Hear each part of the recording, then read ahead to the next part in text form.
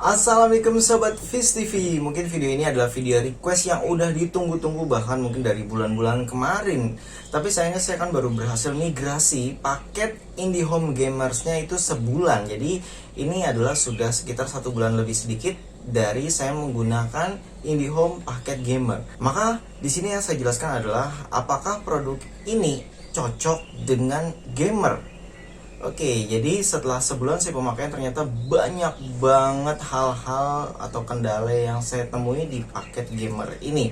Jadi mulai dari paket gamer itu apa sih benefitnya? Kan banyak tuh, misalkan ada dapat kode redem ya, random apa kode yang di redeem untuk mendapatkan skin PUBG, COD Mobile, RF Online, dan banyak lagi game-game yang mendapatkan item atau gift gitu dari benefit paket gamer ini. Dan sayangnya dari semua kode yang saya redem itu rata-rata tidak bisa digunakan, tidak valid hampir untuk seluruh game. Malah saya bingung yang dapat yang mana gitu, karena di semua game itu saya punya. Jadi ada game PUBG Mobile, PUBG PC juga ada, RF Online ada. Jadi semua sudah terinstall di HP dan di PC saya. Semua dicoba termasuk Free Fire tuh ternyata kodenya tidak valid. Dan biasa ya, saya lapor ke CS juga, sobat pasti tahu jawabannya seperti apa. Jadi tidak perlu saya jelaskan lagi, dan saya juga sebenarnya tidak terlalu berharap itu dapat ya, karena akan membuang-buang waktu sekali dan malah menghilangkan kenyamanan kita main game ya. Jadi ya udah cukup nikmati aja gamenya, dan untuk benefitnya lupakan saja daripada diharapkan nanti kecewa. Di sini kita akan bahas masalah FUB karena ini yang paling penting untuk gamer. Di paket gamer ini ada sebuah keganjilan dimana kalau kita pakai aplikasi My IndiHome dan sudah verifikasi level 4, itu kita bisa melihat info detail yang lebih detail. Jadi di saat saya pakai paket streaming sebelumnya ya, itu bisa melihat berapa pemakaian internet kita. Misalkan sudah mau 1 terabyte atau sudah melebihi FUB-nya yaitu 800 giga gitu ya, sudah habis nih. Kita tahu, oh pantesan internet kita menjadi lemot. Sayangnya di paket gamers ini tetap ada FUB tapi tidak bisa dicek. Terus bagaimana cara ngecek FUB-nya? Mau nggak mau sobat harus menghubungi CS. Mau CS online, mau CS yang telepon, atau datang ke plaza, itu bisa dicek FUB-nya. Jadi terakhir saya cek itu kemarin hampir mendekati 800 giga atau malah sudah 800 giga saat ini. Jadi kayaknya ada sedikit perbedaan FUB-nya gitu. Bahkan kalau yang kemarin diceritakan dari CS untuk FUB gamer 20 Mbps ini sebenarnya hanya 500 giga. Jadi setelah melewati 750, mungkin ini FUB kedua ya. Jadi saya tanggapi gitu, itu akan menjadi sekitar harusnya sih 6-8 Mbps harusnya. Tapi ya pada kenyataannya saya pertegas lagi ya, hanya up to menjadi 4 Mbps. Dan ini selaras dan sinkron dengan paket Streamix yang bulan lalu juga saya coba buktikan berapa FUB sesungguhnya. Jadi speed setelah FUB gitu ya sesungguhnya adalah berapa, yaitu 3-4 Mbps. Artinya ini sinkron dan ini sama persis. Terus kemudian berapa speed uploadnya, dan justru di paket Streamix untuk cek di speedtestnet.com, kalau sobat cek video kemarin itu justru di sana uploadnya masih sekitar 3 Mbps ya. Tapi kalau di paket yang baru ini, sobat bisa lihat di foto sebelah kiri ini ya, ini adalah untuk pingnya sama. Justru saya nggak melihat perbedaan, katanya lebih bagus di ping ya. Sepanjang pengalaman sebulan ini itu saya tidak bisa merasakan perbedaannya, karena tetap ada lag di saat-saat tertentu ya, nggak setiap game ya, tapi dari misalkan 3 game itu pasti ada nge-lagnya, itu dirasakan banget. Dan bahkan putus disconnect, termasuk saat gangguan IndiHome itu juga kita juga akan kena gitu. Jadi kita tidak bisa terbebas dari hal tersebut, tetap ada lagnya. Terus kemudian untuk uploadnya di sini ya hanya 1 Mbps, dan ini speed testnet. Kita coba next, ini setelah FUB ya. Untuk fast.com ini adalah sobat yang suka streaming Netflix, karena banyak yang berlangganan Netflix saat ini. Jadi sobat hanya mendapatkan kecepatan 3 Mbps. Artinya sobat kalau menyalakan Full HD itu akan macet. 720 itu sedikit maksa, dan mungkin nyamannya hanya di 480 pixel. Kalau di HP sih masih nyaman yang 80-80 pixel. Tapi kalau di TV layar LED yang mungkin sobat sudah punya TV di atas 40 inch yang menjadi standar sekarang dan semua sudah Full HD, itu menurut saya ya nggak nyaman, seperti menonton TV analog jatuhnya. Uploadnya juga sama 1 Mbps. Tapi kalau untuk streaming ini upload itu tidak begitu penting ya. Kalau misalkan nonton video gitu, itu nggak penting ya, cukup lah. Tapi kalau untuk kita ngezoom itu udah mulai berasa, terus kita video call dalam jumlah banyak gitu, jadi teman-teman banyak gitu, itu sudah mulai berasa kita akan menjadi ngeblur entah 480 atau bahkan di bawahnya, karena ini hanya 1 Mbps ya uploadnya. Apalagi untuk streamer YouTube, streamer Facebook, ini udah nggak akan sanggup streaming live karena speed untuk uploadnya hanya 1 Mbps, jadi lupakan saja. Kemudian kita lanjut ke Google Stadia. Untuk para gamer, walaupun mereka ada di luar kota, dimanapun mereka bisa bermain game secara cloud gaming. Jadi untuk spek PC yang kentang atau bahkan dari HP itu juga bisa memainkan game zaman now yang AAA. Maksudnya adalah game yang benar-benar membutuhkan spesifikasi sangat tinggi, dan ini bisa dilakukan dimanapun, yang penting internetnya cukup. Nah, pertanyaannya adalah apakah IndiHome ini cukup untuk menangani kecepatan tersebut? Di sini Google Stadia itu minimal adalah 10 Mbps syaratnya. Jadi di dalam masalah kita saat ini adalah saat kita sudah terkena FUP, jadi kita harus melupakan yang namanya Google Stadia atau cloud gaming, karena kita hanya mendapatkan speed 4 Mbps di sini setelah saya cek ya. Ini dari server Google ya, yang biasanya itu memang lancar banget. Lanjut lagi ke Gameku ID. Jadi di sini adalah cloud gaming garapan Telkom. Justru menurut saya kalau dari segi bisnis, mereka harusnya memberikan kecepatan khusus bagi para pengguna IndiHome, termasuk IP-nya yang terdaftar, termasuk kualitas kecepatannya yang mungkin bisa dibuka, dijadikan 10 Mbps khusus untuk game ini, untuk Gameku. Jadi bawaan perusahaan harusnya bisa. Mereka bisa memberikan port khusus, jadi supaya bisa mainnya nyaman, dan itu menjadi promosi karena memang lancar gitu di Gameku, apalagi pengguna IndiHome. Nah, sayangnya di sini kita membutuhkan speed lebih dari 4 Mbps minimal. Kemudian uploadnya juga lebih dari 1 Mbps. Jadi saat terkena FUP, ya wassalam. Jangan harap bisa bermain game Cook ini secara lancar walaupun kita menggunakan aplikasi ini. Dan di web ini ternyata ada HTML yang rusak. Jadi mereka mungkin tidak bisa memperbaiki atau mungkin terlupakan. Jadi saya coba buka HTML tersebut secara manual. Di sini kita bisa tes speed kita sesungguhnya saat mengakses server tersebut. Jadi up to ini ya artinya banyak ya. Kalau misalkan ke Google bisa 4 Mbps lebih dikit, atau ke fast.com itu jadi 3 Mbps, dan kita ke servernya IndiHome yang digarap IndiHome gitu ya, Gameku, ini hanya mendapatkan ternyata 2 Mbps. Jadi ini jauh dari kecepatan yang seharusnya kalau memang server Telkom ya bisa lebih baik, dan uploadnya juga turun ya. Untuk pingnya juga lebih besar, harusnya 3 ms gitu ya. Karena kan yang di test speed net aja ini 3 ms, di sini malah kita dapatnya 7. Ya mungkin banyak gitu yang akses, maklum ya. Terus untuk jitter ini kalau saya singkat aja ya biar tidak panjang penjelasannya, anggap saja ini sebuah delay. Jadi tidak begitu terasa ya, kecil. Lanjut lagi, SkyGrid ini juga termasuk cloud gaming. Jadi saat saya tes, kualitas koneksi ini berubah-ubah. Kadang tulisannya cukup dan kadang buruk. Jadi saya anggap ini tidak cukup baik, daripada pengalaman bermainnya malah macet-macet.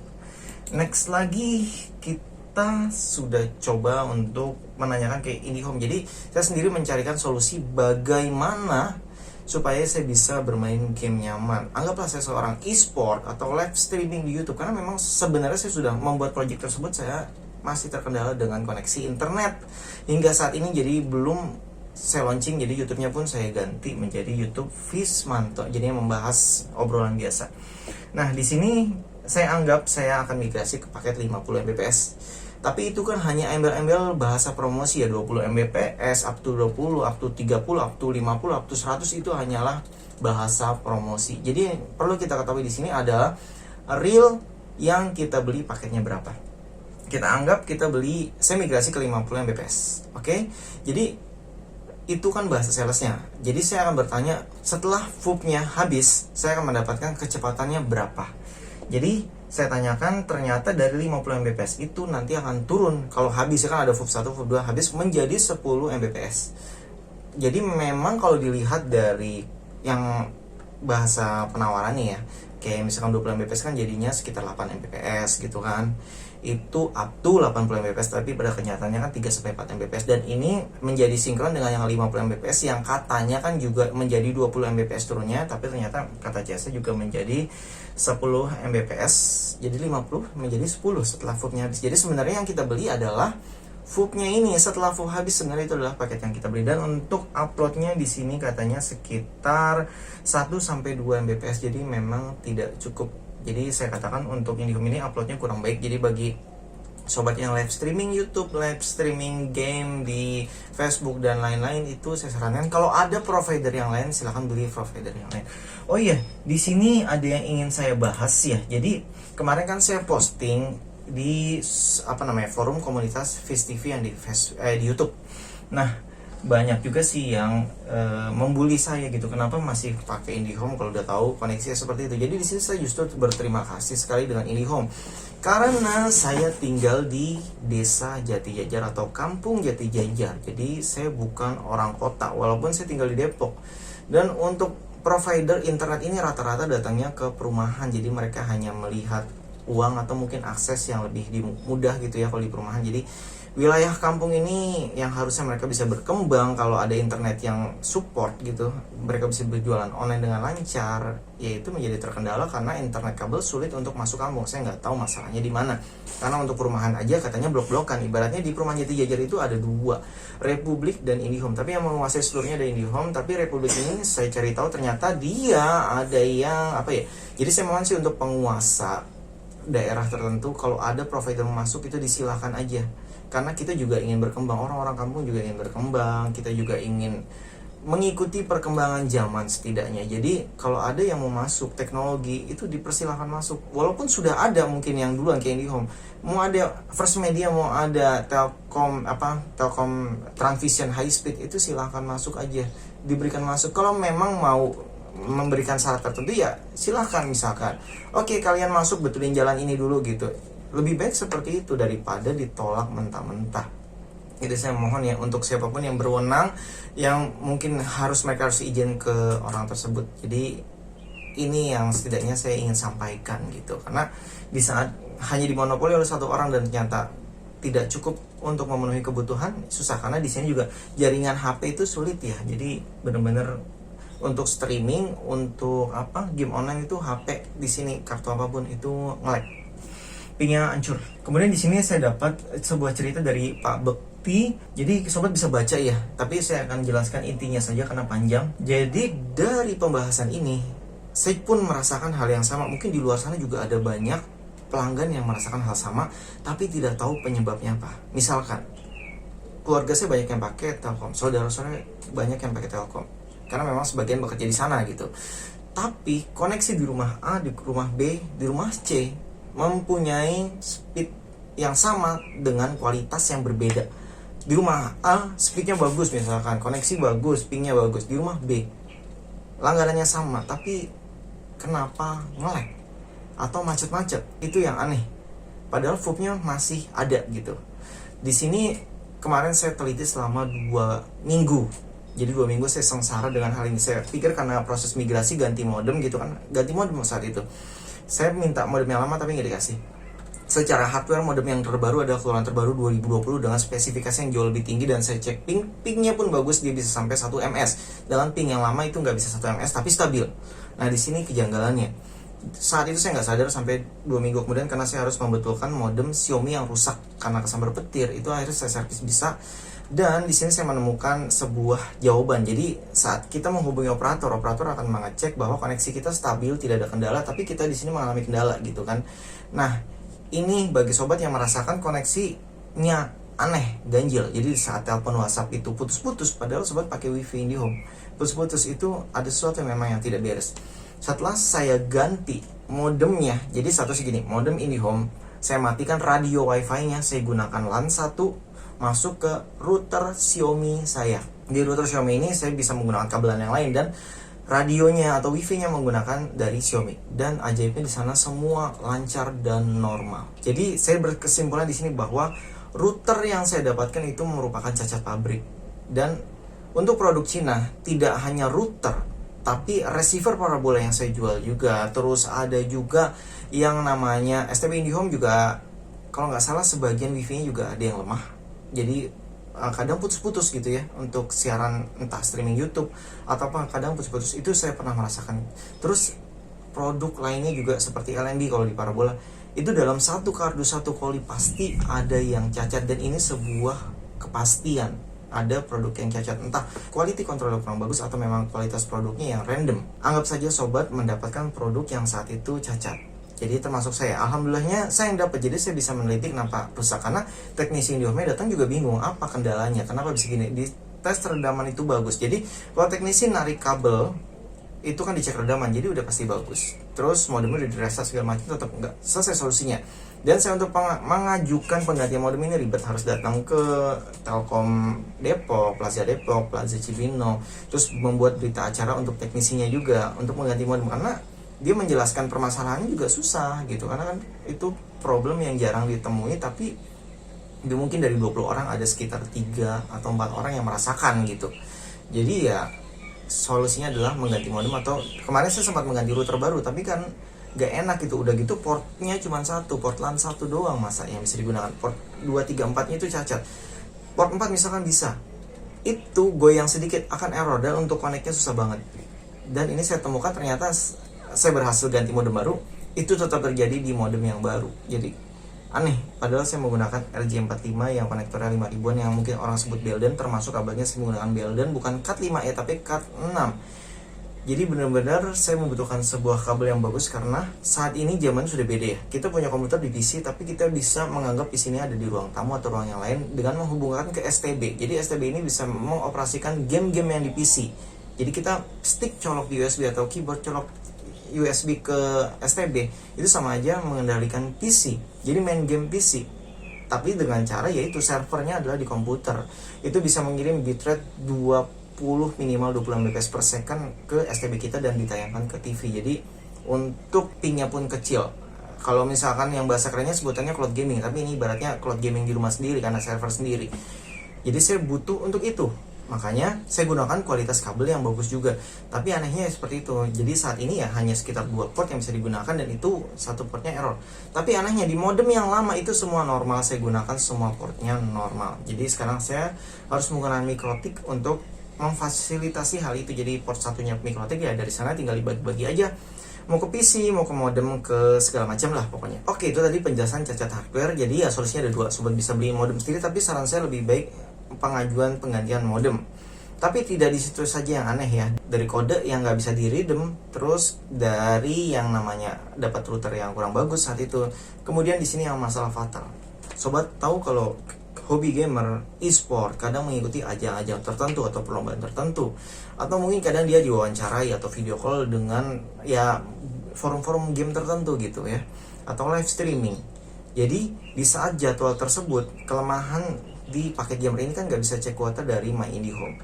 Oke, itu nggak apa-apa, misalkan nggak bisa dicek kuota, kita masih bisa menghubungi. Tapi misalkan di saat event tanggal 25, sedangkan tanggal 20 kita sudah habis FUB, di sini menurut saya adalah kecacatan sebuah produk. Karena untuk semua produk kecuali paket gamer ya, seluruh produk mau streaming, mau internet satu play, sobat bisa upgrade speed langsung dari aplikasi, misalkan speed on demand. Jadi kita butuh hanya hari itu aja untuk mengikuti event, jadi kita harus naikin speed. Atau di saat FUB kita habis, kita bisa renew FUB, renew ya, bahasa Inggris lah pokoknya. Itu intinya FUB yang kemarin tuh dihabis, bahkan sampai ada jasa yang namanya reset FUB. Jadi kita butuh banget itu di saat-saat tertentu, di saat kita mau live, kita mau ada acara, butuh banget kan. Tapi justru di paket gamer ini kita mati kutu bro. Jadi kita nggak bisa melakukan hal itu, karena di paket gamer tidak ada layanan seperti itu. Dan ini justru yang malah membuat sebenarnya paket gamer itu cocok nggak sih? Jadi di sini saya teringat sebuah, siapapun ingin membuat produk, perusahaan manapun itu biasa membutuhkan survei ya. Dan survei ini ada sebuah perusahaan survei yang dulu saya pernah ikut membuktikan. Oke, mereka punya data A. Tapi setelah saya coba survei sendiri di lapangan, ternyata tidak cocok dengan yang di lapangan. Inilah yang terjadi hampir di seluruh perusahaan yang saya temui. Serius, lucu ya. Jadi saya nggak mau sebut nama perusahaan survei tersebut apa, tapi ya kejadian data yang mereka gunakan dengan data yang kita dapatkan di lapangan sendiri itu berbeda. Karena justru kalau ingin mendapatkan survei kayak Parabola, mereka juga perusahaan-perusahaan besar menggunakan survei tersebut, tapi harusnya mereka bisa menggunakan jasa teknisi gitu, ditanyain satu-satu, jadiin gathering, ditanya. Justru itu survei yang tepat sasaran, termasuk misalkan internet. Harusnya para gamer di forum gamer dibahas, dikasih tahu apa sih kebutuhan gamers. Justru itu yang lebih tepat sasaran daripada kita membeli mahal data dari surveyor tersebut gitu. Dan untuk yang pembahasan terakhir adalah di sini ada yang lagi-lagi ya, sebenarnya nggak cuma satu orang, jadi nggak perlu saya sebutkan siapa yang nulis karena banyak juga yang berkata ngapain pakai IndiHome kalau misalkan cuma buat dijelek-jelekin atau buat jadi apalah yang saya bahasakan seperti sekarang ini. Jadi tujuan saya adalah kita harus mengetahui sebuah produk bukan dari bahasa promosi, tapi dari bentuk apa yang kita beli. Jadi di sini saya hanya murni mereview, karena saya nggak hanya mereview IndiHome aja, banyak kok yang saya review, dan saya jualan Parabola pun secara jujur apa adanya, minus plus semua saya sebutkan. Saya tidak seperti bahasa promosi jatuhnya ya, yang up to 20 Mbps. Jadi sebenarnya speed yang kita beli dari speed 20 Mbps itu bukan 20, tapi 3 sampai 4 Mbps, up to 4 Mbps. Nah, untuk 500 giga yang speed 20 Mbps itu hanyalah sebuah bonus. Oke, jadi bonusnya habis ya sudah gitu. Jadi memang speed yang kita dapat gitu. Jadi sobat kalau beli 50 Mbps, artinya sobat hanya membeli speed 10 Mbps dan upload up to 2 Mbps. Jadi up to 10 dan up to 2 Mbps. Itu yang sobat beli. Kalau itu masuk ke logik kita, maka kita tidak akan kecewa. Jadi yang 50 Mbps itu hanyalah bonus. Justru kita senang kita mendapatkan 50 Mbps. Harusnya sih bahasanya dibalik seperti ini ya. Bahasa promosi yang lebih sehat, menurut saya lebih bagus. Oke, selain itu, mungkin ada yang belum tahu kenapa saya pasang IndiHome. Karena saya berterima kasih pada IndiHome yang mau masuk kampung, karena nggak semua provider mau masuk kampung. Di sini saya narik kabel maksain 400 meter. Jadi sebelumnya saya juga narik dari perumahan Jati Jajar. Di sini ada tiang terdekat di Jati Jajar, di perumahan estate, narik ke tempat yang lama. Tapi sayangnya tempat yang lama tersebut mengalami gangguan jaringan, sehingga saya harus narik kabel baru 400 meter dari tempat yang lain. Karena saat itu mungkin sudah full ya tempatnya, atau sulit kata teknis yang kemarin, karena tiangnya terlalu jauh. Dan nanti di tempat ketiga saya itu mungkin akan sulit juga narik kabel, karena saya masih di kampung sob, saya bukan di perumahan. Dan untuk provider masuk susah. Mungkin selanjutnya saya akan review Transvision High Speed di tempat yang tertentu ya. Nanti saya coba ajukan izinnya, dimana saya bisa merasakan internet cepat dari Transvision. Kita coba satu-satu ya. Oke, mungkin informasinya sampai di sini aja. Semoga informasi ini berguna. Jadi kalau sobat yang tidak ada pilihan juga seperti saya hanya pakai IndiHome, kalau memang gamer gitu, lebih baik pilih paket mungkin yang 1P. Jadi next video mungkin saya juga akan migrasi ke 1P, tapi nggak tahu bulan apa ya, karena proses migrasi itu bisa memakan 1 bulan hingga 3 bulan. Jadi kita juga nggak bisa prediksi sampai kapan kita berubah paketnya. Dan untuk sobat yang ingin berhenti langganan IndiHome itu, saya katakan wajib datang ke CS IndiHome langsung di plazanya. Walaupun sulit, panjang ngantri, tapi wajib. Karena saya sudah coba untuk yang berhenti secara online, Twitter, telepon, dan itu tidak bisa menyelesaikan masalah. Tapi kalau sobat datang ke plaza bisa dihentikan saat itu juga, dan dapat yang namanya surat pembukti atau surat buktinya bahwa sobat sudah berhenti dan sudah bayar. Karena jangan sampai mengulangi kesalahan saya pribadi di saat kita berhenti secara online, ternyata masih ada tagihan berikutnya. Oke, saya paham, karena memang bayarnya misalkan Oktober itu kan akan ditagihan bulan selanjutnya gitu, November akan ditagihkan ke bulan Desember. Oke, saya paham. Tapi di sini bisa terjadi miskomunikasi di mana ternyata status kita masih berlangganan normal gitu. Jadi status berhentinya belum di ACC. Tapi kalau kita datang ke plaza bisa langsung di-cut hari itu juga dan mati hari itu juga datanya. Oke, mungkin itu pesan terakhir penting dari saya. Sampai jumpa kembali, semoga informasi ini berguna. Salam Sobat Viz TV, wassalamualaikum.